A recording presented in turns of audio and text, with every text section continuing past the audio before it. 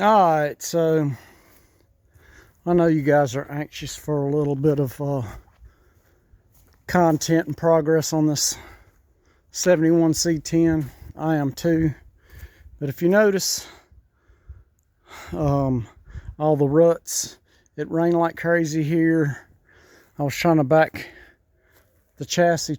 It was on a trailer and I was trying to back it up closer to the shop and got hung up here. And so I ended up dropping it off the trailer right here because it's just a muddy mess. And I had to go pick up some other stuff. And I had picked up these doors and trunk lid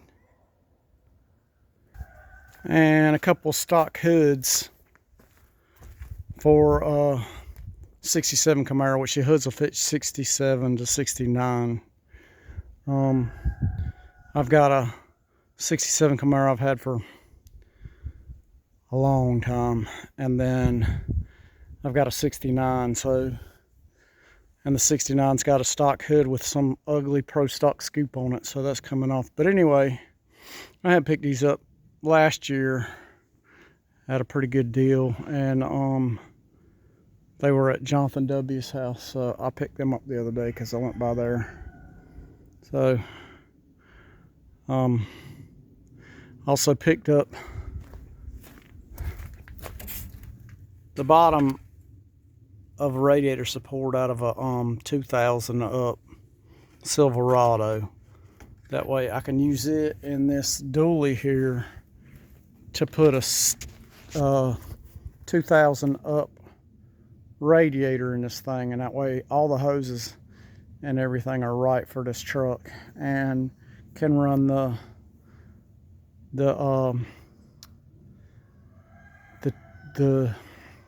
tube that runs from the crossover steam port without having to drill and tap the water pump and all that. So it just works out a lot smoother if you use as many of the components that goes with the motor as you can. So I got that while I was down there. He hooked me up with that.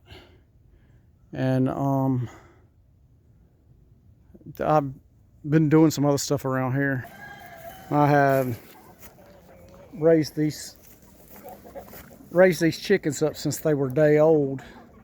They've been in a brooder box, so I had to build another pen, which this is a 10 by 10 dog pen, which I kind of put up and closed in so it'd be safe for my little chicks.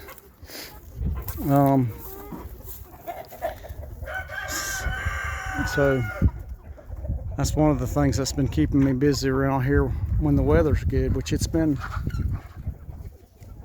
chance of rain, so I couldn't do any painting, so I kind of been doing filler stuff. So now my frame looks kind of rough, but it's just a powder. It wipes right off. So next day or so it should be pretty enough to paint this thing, and once I get it painted, then the assembly on it's going to come really quickly. So I should have quite a bit of content for you after that happens.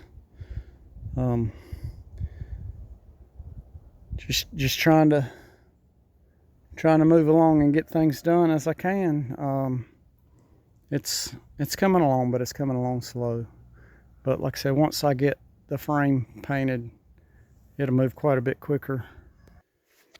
So I picked up some polyurethane bushings to go in my rear shocks where the bushings were shot, and got parts coming in, so it shouldn't be long. Once I get that chassis painted, it'll really come together quickly. So yeah, there's the rear shocks, so the bushings wore out.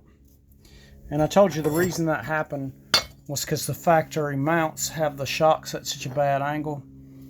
Well, this is the shock relocation bracket, so you can see the difference. It's shorter and it moves the shock over to straighten it up. And then this is the bottom mount. It bolts to the U-bolts that holds the rear end on the trailing arms. and then the shock bolt's in that hole right there. So that'll fix the geometry on those rear shocks, so they won't wear the new bushings out. Makes things work a lot better. So we're trying to do things to where this old truck's gonna handle well, and it's gonna be lowered properly so it rides well and doesn't wear parts out. Like I said, this was lowered with springs in the front, and it's kind of messes the front end geometry up. So I've got a set of 3-inch drop spindles here, so it'll be the same amount of drop that's currently on the truck, but it puts the geometry back factory, so you got full spring travel and everything without having a harsh ride or throwing the alignment way off. All right, so talking about the front end, you know, I told you one of the bonuses to buying that chassis was all these Moog front end parts, which are old school, made in America parts instead of what you can buy today. And it came with everything but the tie rod adjuster sleeves. And CPP makes these trick billet sleeves. So the sleeve is threaded. Now one's a regular thread and one's reverse thread. So when you turn it, it extends or pulls the tie rods in to do the adjustment, and then it locks with a jam nut. So it makes a lot sweeter setup than what the factory is. This is the factory setup, which is just a piece of metal that it's formed in a circle and threaded, and then it's got pinch clamps on it. So that's kind of a weak setup. That billet tie rod setup, not only does it look better, but it's a stronger setup. I put the same setup on my 69 El Camino. I've got a set on a 67 C10 that I have in the shop that I'm working on. So it's just a lot neater setup. So I've got that to go on here. So like I said, trying to put the best stuff in here that you can get and make everything to where it works the best. I've got these cables right here are kind of jacked up. I got a new set coming, so because it's all bent and wore out and stuff. And then I needed the intermediate cable for this 115-inch wheelbase, and I got it. And these cables aren't terribly expensive. They're like $10 or $12 a piece. So you got one on each side, then the intermediate cable, and then the cable in the cab, which was good.